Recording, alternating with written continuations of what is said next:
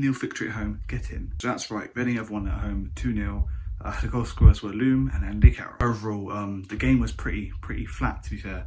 I mean, the first half, no goals were in the first half, but the first half was very much a case of like, okay, passing moves, some good chances here and there.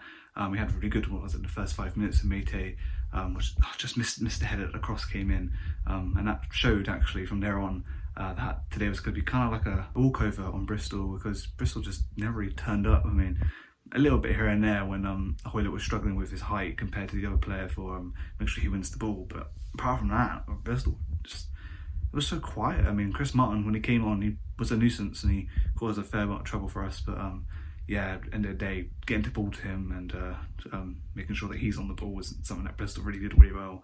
And they made so many substitutions that none of them really had a huge impact on the game. And with that being said, let's move on to the goals. And my God, Loom, out of nowhere, it seems the game was pretty much, oh, is it going to be like a 0-0 where it's like loads of chances created, but just never going to hit the back of the net.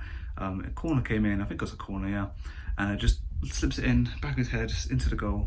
You know, keeper probably should have done better. Perhaps he was close enough to Loom, but you know, I guess reaction times were something that quick to go and isn't there.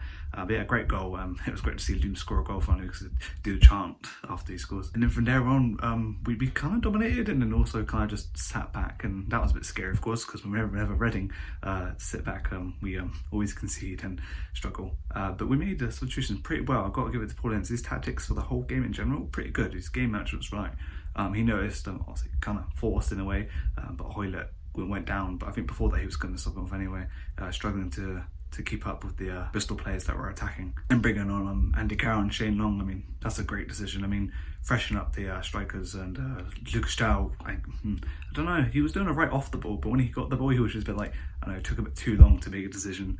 But Yakamete definitely did very well, kept the defenders busy. But they both go off, and on come Carroll and Long, and they did so well.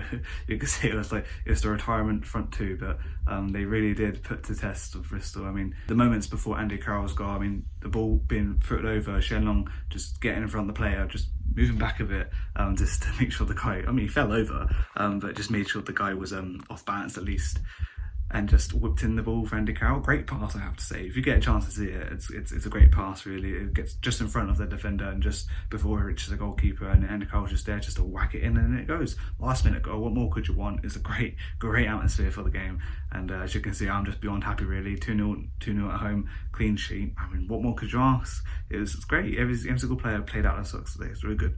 Right then, speaking about the great players, I need to give my man a match. I mean, the first 20 minutes, I was really set on it being Barrowan, but he did make quite a few mistakes after that, and after that, he didn't really see the ball well. But yeah, he was one of the people who did have great performances, but just had a little bit, that was a bit iffy, that made me think, maybe not. So I think I'll go for, I don't know if this actually is allowed. I don't know the rules of giving players player of the match and stuff like that. I don't know what that's like with timings of the game, but I'm going to go with Hoylett. Hoylett did only play, what was it, like 17 minutes or so? But you know, he was really good. He picked everything out of the sky. He lost the ball, won it back again. He really capped a really good team performance today, about the idea of like pressing and winning the ball back and everything like that.